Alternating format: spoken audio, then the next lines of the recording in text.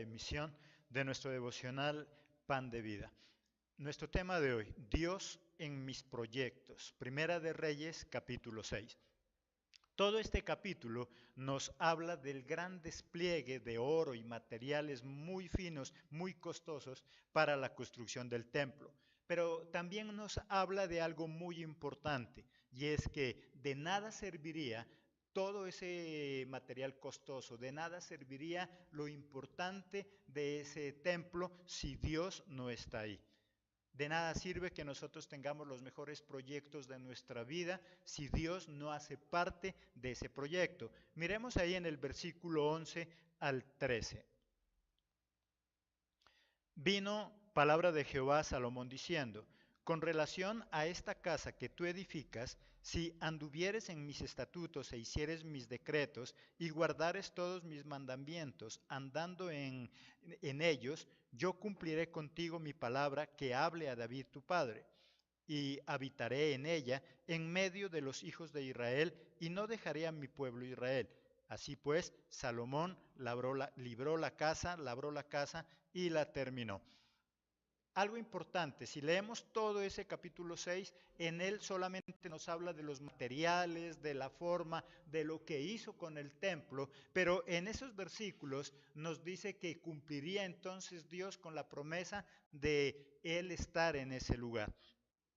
De nada sirve que nosotros nos preocupemos por los grandes proyectos, las grandes hazañas y lo que nosotros queremos hacer. De seguro que esta mañana tú tienes grandes propósitos para tu vida. De seguro que esta mañana tú has diseñado ya unos proyectos de vida para ti y ya los tienes tal vez muy claros, pero sería muy importante que en esos proyectos también esté Dios.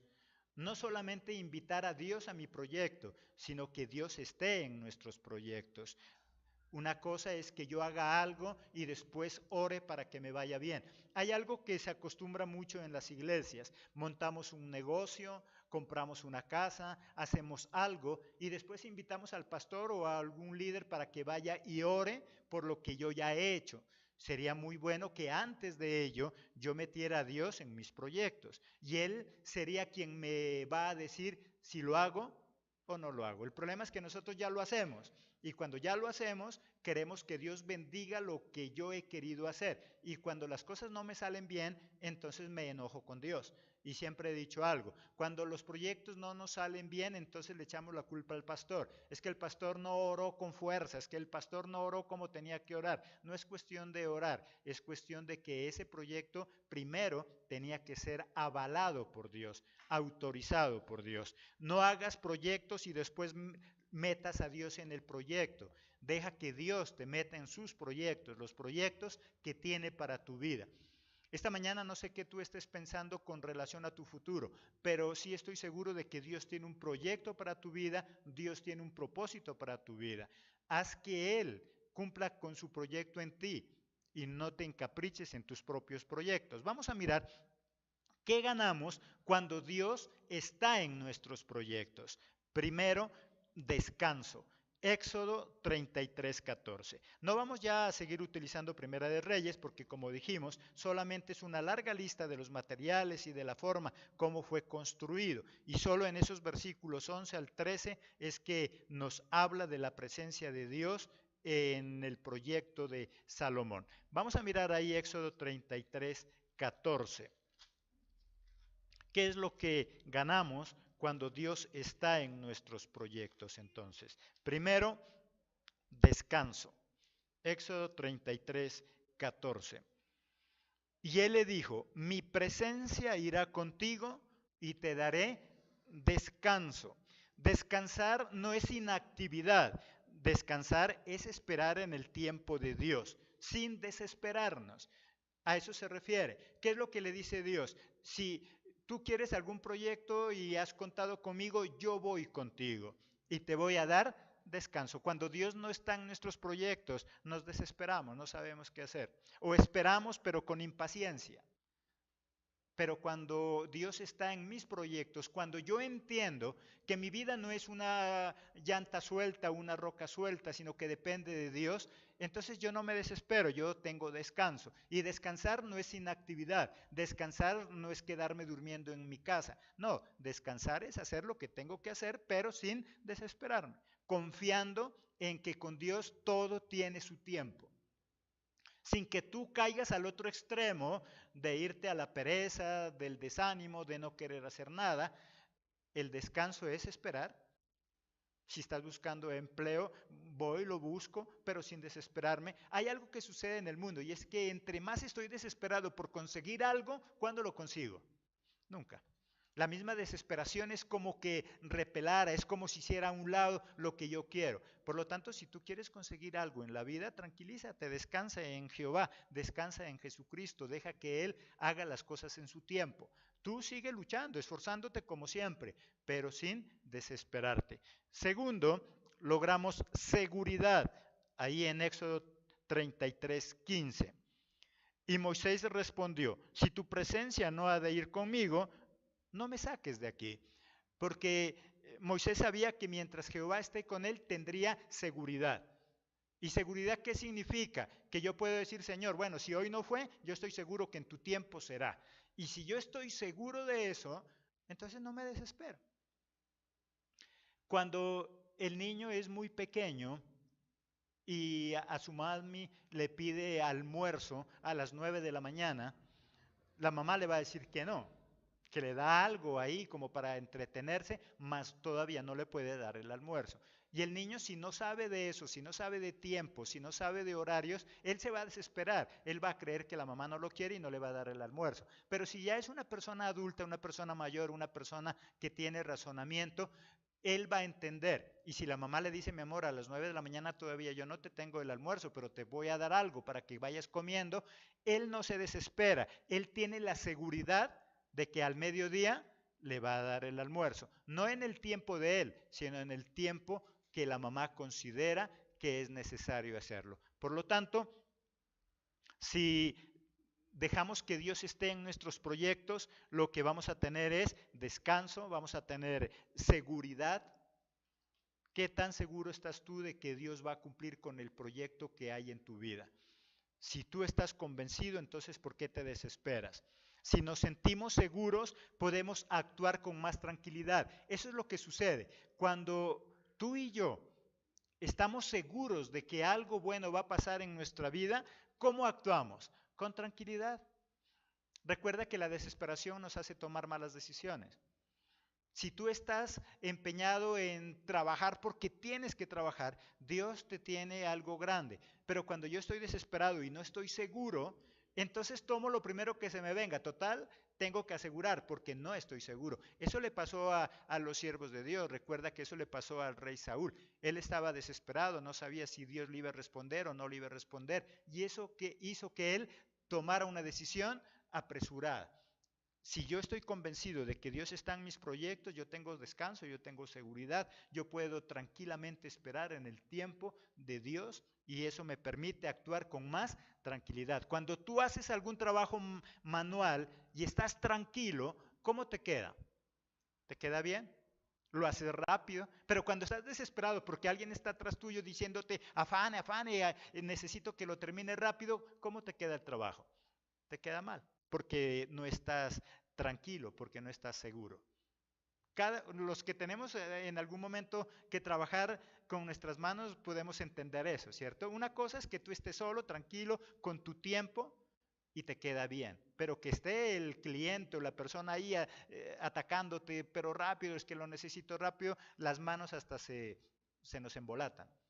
Y sabiendo hacer las cosas, ¿cómo nos quedan? Mal. Qué importante que Dios esté en nuestros proyectos. Tercero, todo lo que hacemos nos sale bien. Josué 1:8. Si Dios está con nosotros, todo lo que hagamos nos va a salir bien. Josué 1:8. Nunca se apartará de tu boca este libro de la ley, sino que de día y de noche meditarás en él para que guardes y hagas conforme a todo lo que en él está. Porque entonces harás, ¿qué dice ahí? Prosperar tu camino y todo lo que hagas, ¿qué dice ahí? Te saldrá bien. ¿Por qué nos dice que si la palabra de Dios permanece en nosotros?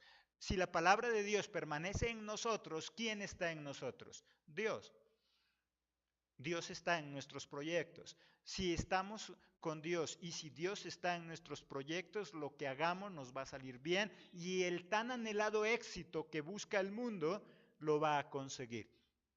Hoy hay grandes cursos y conferencias muy costosas que le aseguran a la gente que va a conseguir el éxito. Y hace grandes cursos para hacerse millonario, invierte cantidad de dinero y después se da cuenta que sigue siendo el mismo pobre de toda la vida. Jesucristo también nos promete una vida de éxito y lo único que necesitamos es que Dios esté en nuestros proyectos. ¿Qué proyectos tienes tú? ¿Qué metas, qué planes tienes para tu vida? Haz que Dios haga parte de esos proyectos y entonces vas a tener éxito y las cosas nos van a salir bien. A través de la palabra es como estamos en la presencia de Dios. No hay otra forma. Si estamos en la palabra, si la palabra está en nosotros, Dios está con nosotros. La palabra de Dios nos orienta de tal manera que nos lleva a tener una vida de éxito. No es porque la palabra de Dios sea mágica. La palabra de Dios hace que todo lo que hagamos nos salga bien. Pero como no es mágica, no me la puedo sobar, untar, porque no funciona de esa manera. La palabra de Dios lo que hace es orientarnos, lo que hace es guiarnos, mostrarnos cómo y cuándo y por dónde tenemos que hacer las cosas y eso nos garantiza una vida de éxito. Cuarto, evitamos la ansiedad. Cuando Dios hace parte de nuestros proyectos, lo primero que huye de nosotros es la ansiedad. Primera de Pedro 5:7, ¿qué nos dice ahí? Primera de Pedro 5:7.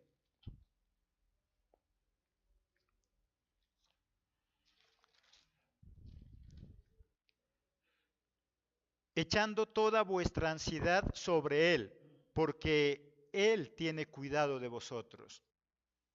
Echando toda ansiedad en Jesús, porque Él es el que nos cuida, Él es el que nos protege. Y si yo entiendo esa verdad, si yo entiendo que es Jesucristo quien se encarga de mí, de mis proyectos, de lo que yo hago, entonces va a evitar que yo tenga ansiedad. La ansiedad es lo que nos hace equivocar. La ansiedad es la que hace que nos enfermemos. Hoy, ¿por qué hay tanta persona con estrés? Porque lo que no sabe manejar es la ansiedad. Quiere todo en su tiempo. Si tú le das tus proyectos a Dios, entonces no vamos a tener ansiedad. Esa ansiedad nos lleva a la desesperación y la desesperación nos lleva a tomar malas decisiones. Hay mujeres que están desesperadas porque los años siguen y entonces piensa que el tren se le va a pasar. Y esa desesperación hace que tome malas decisiones. Recuerda que un tren está compuesto por varios vagones. Y el último vagón que piensa que va a pasar, en ese se trepa. Y qué vagonzazo que se consiguió, un vago de primera. Porque estaba desesperada, y así mismo hombres. Y no solamente en el plan sentimental, en lo que sea. En negocios, en empresas, en trabajo, en estudio. Hay personas que consideran que como ya no tienen tiempo para estudiar, lo primero que se les presenta eso estudian. Y después se dan cuenta que eso no era lo suyo. Y entonces un profesional más, pero un profesional fracasado. Porque eso no era lo suyo, simplemente estaba desesperado. Si Jesucristo hace parte de nuestros proyectos, si Jesucristo está en nuestros proyectos, no vamos a vivir de ansiedad. ¿Cómo estás tú? Si estás ansioso, si no sabes qué hacer, si estás desesperado, posiblemente es porque en tus planes no has dejado que esté Dios. Una cosa es que tú ores por el proyecto, una cosa es que tú ores por el plan y otra cosa es entregarle a Dios ese plan y ese proyecto. Tú oras y oras pensando y pidiéndole a Dios que se cumpla ese proyecto en tu tiempo, Pero cuando yo le entrego mis proyectos a la voluntad de Dios, entonces yo tengo descanso. Yo digo, Señor, yo ya te entregué esos proyectos, yo seguiré luchando, pero no me voy a desesperar, no voy a tener ansiedad. Total, mis proyectos ya están en tus manos, tú sabrás. Yo sigo haciendo lo que me toca, pero espero que Dios haga lo suyo, su parte. Sexto, entonces, quinto, tenemos acompañamiento en nuestros problemas. Isaías 43:2. Cuando yo le entrego a Dios mis proyectos, yo puedo sentir que Jehová hace un acompañamiento en nosotros, hace un acompañamiento en nuestra vida. Recuerda que Jehová de los ejércitos, más que hacernos las cosas, lo que Él hace es un acompañamiento en nosotros, en nuestra vida. ¿Qué es lo que nosotros como padres deberíamos hacer? Nosotros los padres no estamos para hacerles las cosas a nuestros hijos, porque ese es el primer error que nosotros cometemos para llevar a nuestros hijos a una vida de fracaso. Nosotros les hacemos las cosas. Nuestro deber como padres no es hacerle las cosas, es hacer un acto de acompañamiento, guiarlo, promoverlo. Miremos ahí Isaías 43:2, ¿qué nos dice? Cuando pases por las aguas, yo estaré contigo. Y si por los ríos, no te anegarán. Cuando pases por el fuego, no te quemarás, ni la llama arderá en ti. Si tú comienzas leyendo ese versículo 2, ¿qué dice ahí? Si de pronto pasas por las aguas, yo estaré contigo, dice ahí. ¿Qué dice ahí? Volvámoslo a leer. Cuando pases por las aguas. Significa que Dios nos está diciendo que el pasar por las aguas puede ser una probabilidad. Nos está asegurando. Cuando pases por las aguas, yo estaré contigo. Cuando pases por el fuego, yo estaré contigo. No nos está diciendo que de pronto, posiblemente en algún momento de nuestra vida vamos a tener que pasar por el agua, por el desierto o por el fuego. No nos está diciendo si de pronto, nos está diciendo cuando pases por el agua.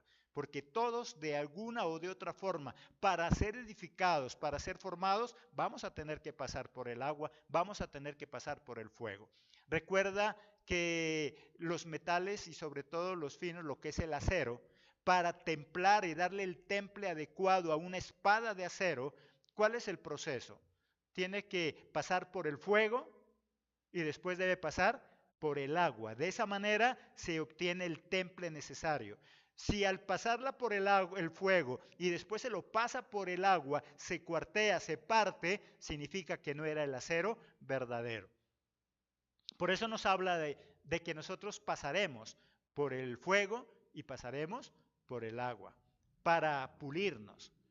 Muchos de nosotros vivimos bien la felicidad en la vida cristiana y nosotros somos felices. Desde que yo conozco de Cristo, todo me sale bien, qué chévere la vida cristiana, pero cuando ya pasamos por problemas, entonces ahí renunciamos de Dios.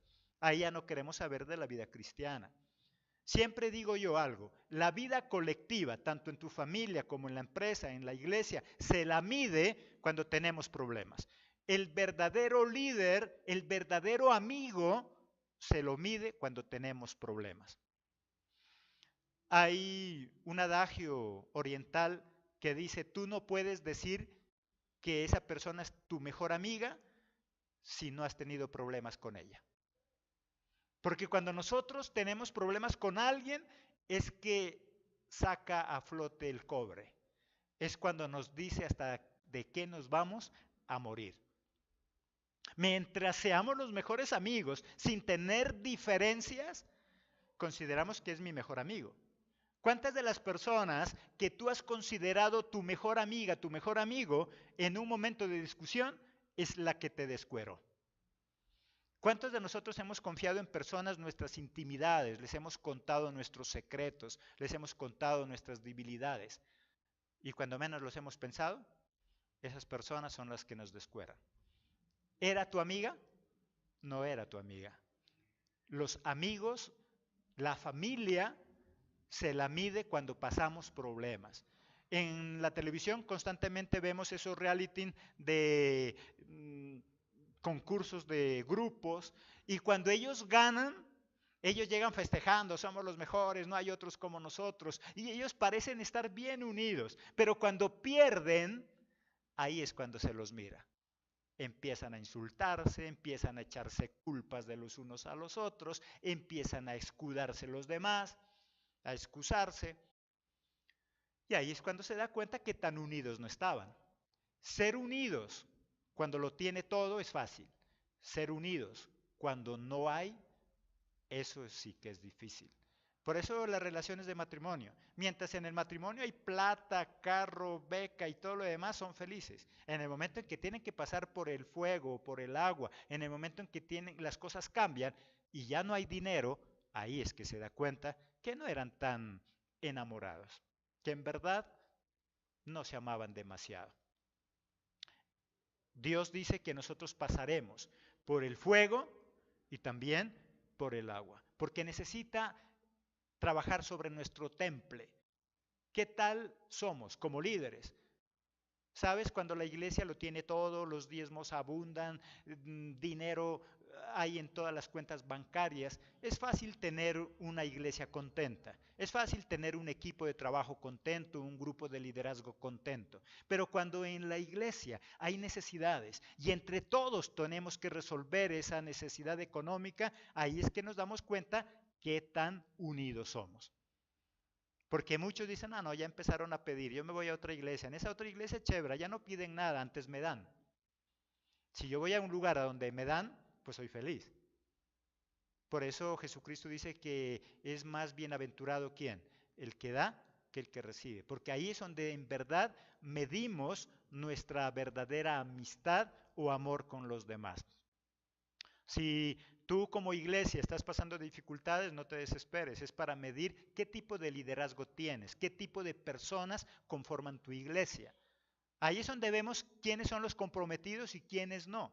Ahí vemos quiénes de verdad les interesa la obra y quiénes no. Por eso es que dice que Jehová de los ejércitos, el estar Él con nosotros, ¿qué significa? Que Él hará un proceso de acompañamiento. No nos libra pasar por el agua, no nos libra pasar por el fuego, pero ¿qué es lo que Él promete? Estar con nosotros. Eso es muy diferente. Jehová de los ejércitos esta mañana te está diciendo a ti y a mí, yo no voy a impedir que pases por el fuego, yo no voy a impedir que pases por el agua, pero sí te prometo algo, que yo estaré contigo para ayudarte a superar eso, para ayudarte a pasar ese momento de crisis. Sexto, nos entrena para salir victoriosos. Salmo 144:1.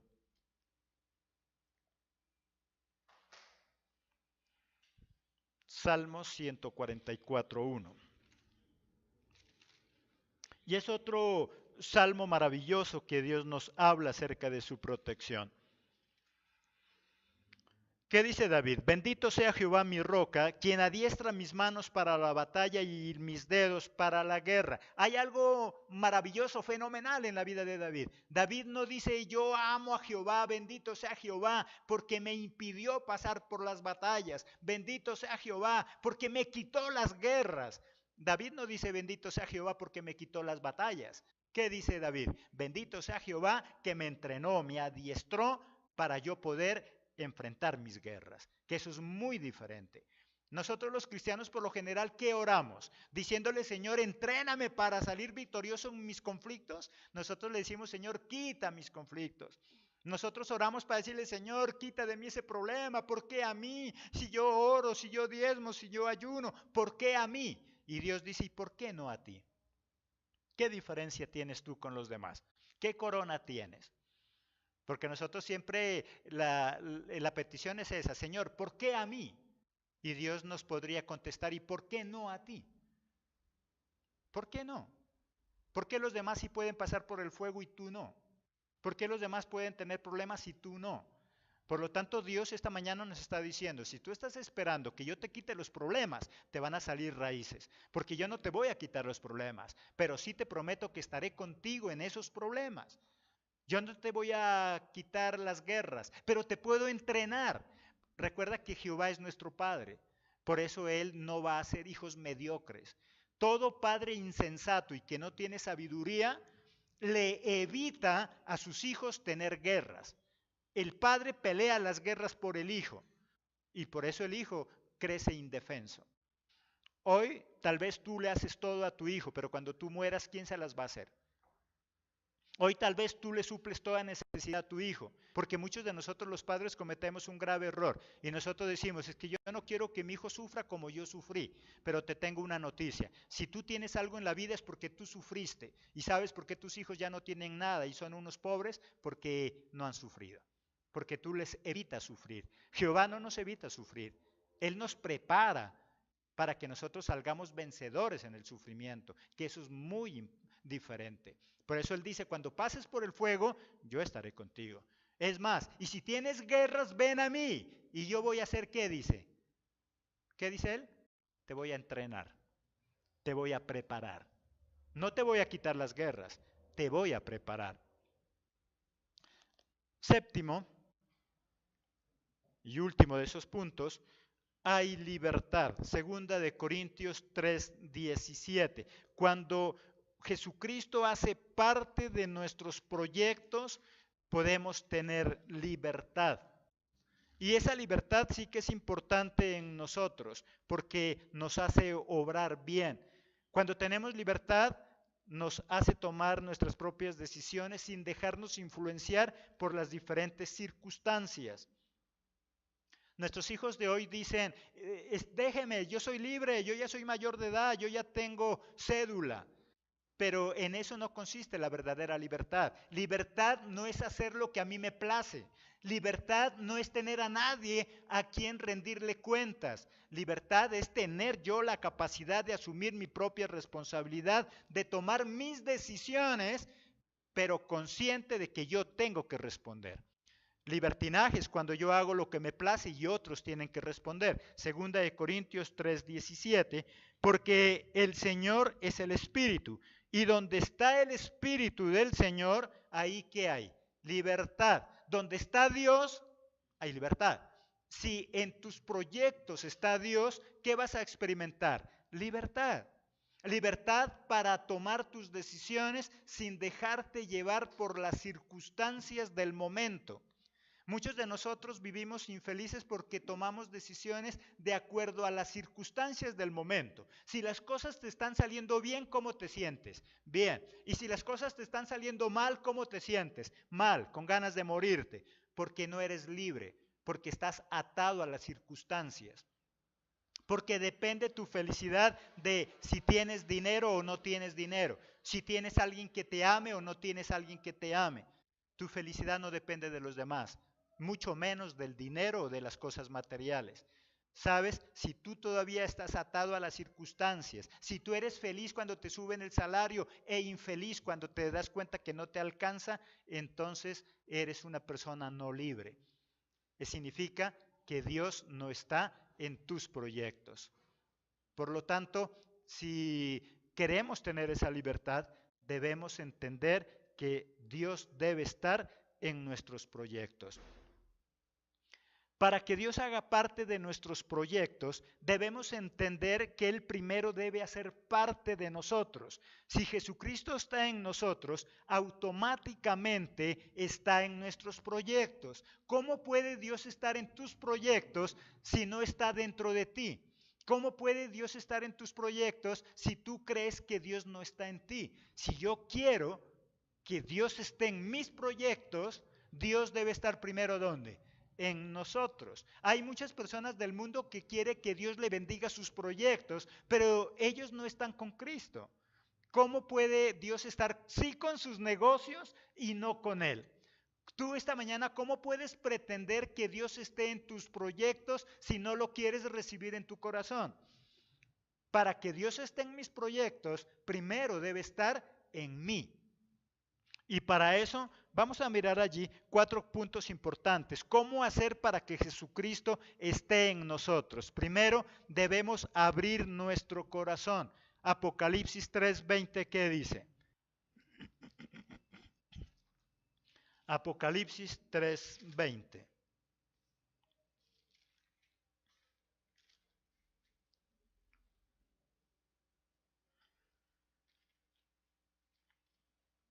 He aquí yo estoy a la puerta y llamo. Si alguno oye mi voz y abre la puerta, entraré a él y cenaré con él y él conmigo. He aquí yo estoy, que dice, a la puerta y llamo.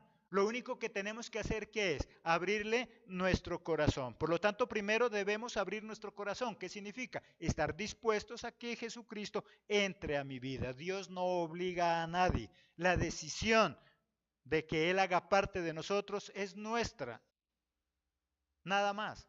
La decisión para que Dios actúe en tu vida y en la mía, ¿a quién le corresponde? A nosotros. No el vecino, no mi esposa, no mis hijos, no mis padres pueden tomar la decisión de que Cristo esté en mí. Eso es tu decisión, esa es mi decisión. Si quieres que Cristo esté en tus negocios, primero Cristo debe estar en tu vida. Si queremos que Jesucristo esté en nuestros proyectos, primero Jesucristo debe hacer parte de nuestra vida. Por eso primero, ¿qué debemos hacer? Abrirle nuestro corazón. De esa manera Él puede entrar. Segundo, debemos recibirlo en nuestro corazón. De nada sirve que le abramos la puerta si no lo vamos a recibir. Juan 1:12, ¿qué nos dice? Si alguien de manera física y verdadera golpea en tu puerta, tú abres. Ahora, tú decides si lo recibes o no lo recibes. Y lo mismo sucede con Jesucristo.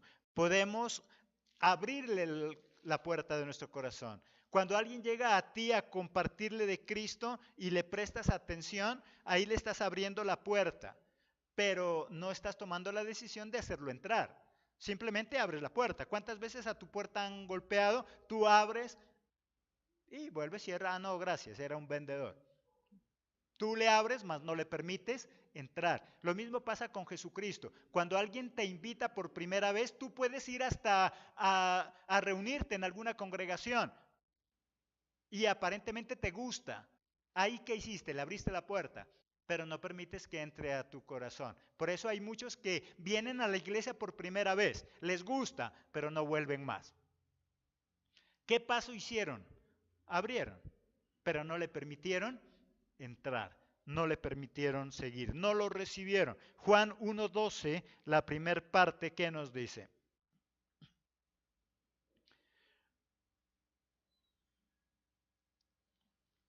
Juan 1:12. Mas a todos los que le recibieron, ¿qué dice ahí? Todos los que le recibieron. Mas a todos los que le recibieron, de nada sirve que le abramos entonces nuestro corazón si no lo vamos a recibir. Esta mañana Jesucristo está diciéndote a ti y a mí, si tú quieres que yo haga parte de tus negocios, primero ábreme tu corazón y permíteme seguir, permíteme entrar, recíbeme en tu corazón. Tercero, debemos creer en su nombre. Juan 1:12, la siguiente parte. Los que creen en su nombre, ¿qué más dice ahí? Les dio potestad de ser hechos hijos de Dios. Dos puntos importantes para llegar a ser hijos de Dios. Primero, ¿qué dice? Que debemos recibirlo. Y segundo, creer en Él. Porque tú lo recibes y si no crees en Él, no pasa nada. Por lo tanto, cuando yo creo en su nombre, Dios obra en nosotros. Dios no puede obrar en nosotros si no creemos en su poder de transformación. ¿Cómo Dios puede transformar tu vida y la mía si yo no creo que Él puede transformarla? Si esta mañana tú quieres que Dios transforme tu vida, debes creer que Él la va a transformar. Recuerda que para el que cree, todo es posible. Si tú no crees que Jesucristo puede transformar tu vida, no la va a transformar. Debemos creer que Dios tiene el control de lo que hacemos. Cuarto y último punto, debemos someternos a su voluntad. Mateo 6:10. Porque una cosa es creer en lo que hace Dios y otra cosa es someternos a su voluntad. Podemos saber que Dios hace milagros, podemos saber que Dios nos puede dar la provisión económica que necesitamos, mas solo esperamos eso de Él, que nos dé la provisión y nada más. Mateo 6:10, ¿qué dice? Venga tu reino, hágase tu voluntad como en el cielo, así en la tierra. Venga a nosotros, ¿qué dice? Tu reino. Cuando habla de reino, está hablando de soberanía. Cuando yo digo venga tu reino a mi vida, le estoy diciendo venga tu soberanía. Yo quiero someterme a tu soberanía. Yo quiero someterme a tu voluntad. Solamente cuando yo me someto a la voluntad de Dios, Él puede transformar mi vida. Ser cristiano es mucho más que tan solo creer en Cristo. Ser cristiano es aceptar lo que Cristo tiene para nosotros. Las iglesias están llenas de personas que dicen ser cristianas, pero lo único que buscan en ese lugar, ¿qué es? Un milagro. Una cosa es que yo busque a Cristo para que Él haga un milagro en mi vida y otra cosa es que yo busque a Cristo para que me someta yo a su voluntad, que yo acepte que Él controle mi vida.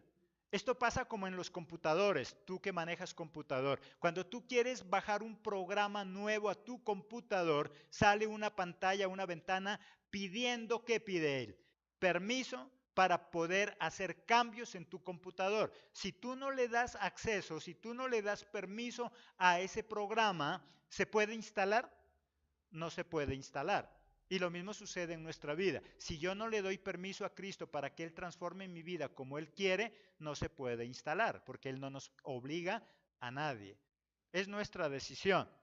Por lo tanto, solo Jesucristo está en nuestro, si Jesucristo está en nuestros proyectos, podremos tener victoria. Y sobre todo, podremos tener paz en cuanto a todas las cosas que nosotros hagamos. Y recuerda algo, si nosotros dejamos que Cristo haga parte de nuestros proyectos, todo lo que hagamos nos va a salir bien, vamos a tener paz, no vamos a tener angustia. Este es el mensaje entonces en esta mañana. Los esperamos en nuestra próxima emisión, si Dios así lo permite, con un mensaje de vida que pretende llevarnos a tener vidas de excelencia, tanto en lo espiritual como en lo secular. Que Dios los bendiga. Hasta la próxima emisión.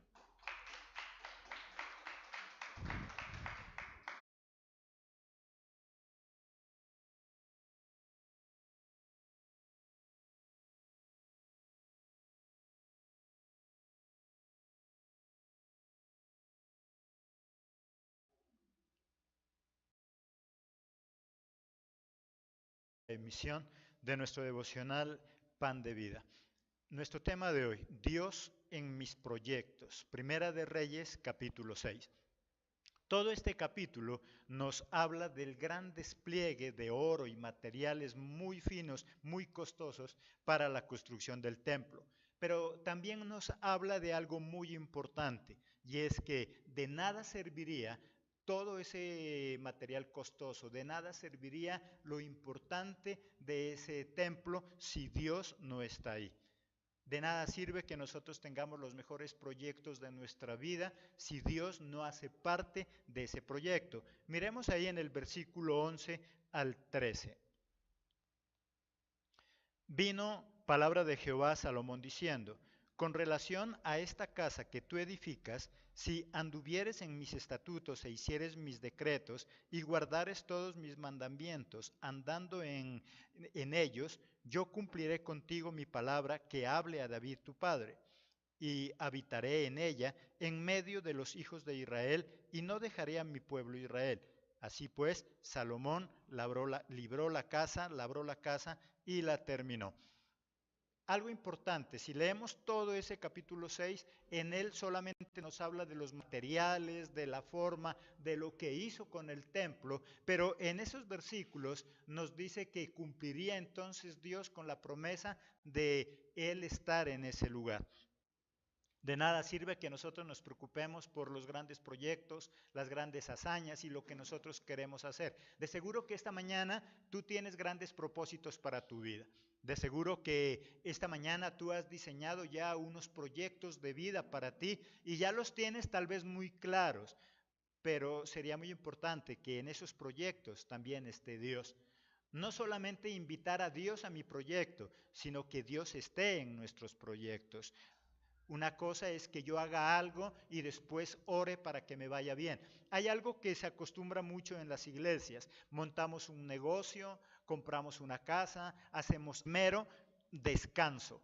Éxodo 33:14. No vamos ya a seguir utilizando Primera de Reyes porque, como dijimos, solamente es una larga lista de los materiales y de la forma como fue construido. Y solo en esos versículos 11 al 13 es que nos habla de la presencia de Dios en el proyecto de Salomón. Vamos a mirar ahí Éxodo 33:14. ¿Qué es lo que ganamos cuando Dios está en nuestros proyectos entonces? Primero, descanso. Éxodo 33, 14. Y él le dijo, mi presencia irá contigo y te daré descanso.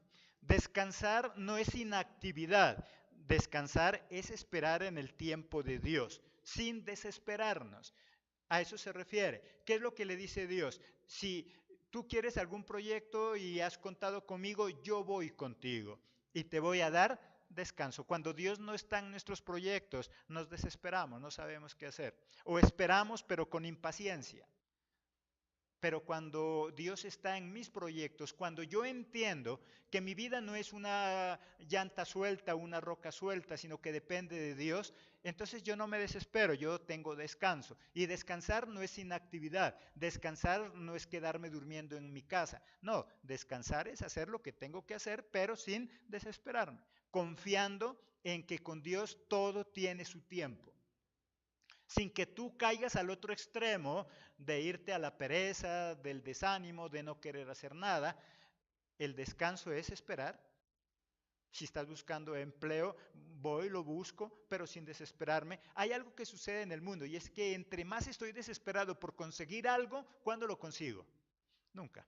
La misma desesperación es como que repelara, es como si hiciera a un lado lo que yo quiero. Por lo tanto, si tú quieres conseguir algo en la vida, tranquilízate, descansa en Jehová, descansa en Jesucristo, deja que Él haga las cosas en su tiempo.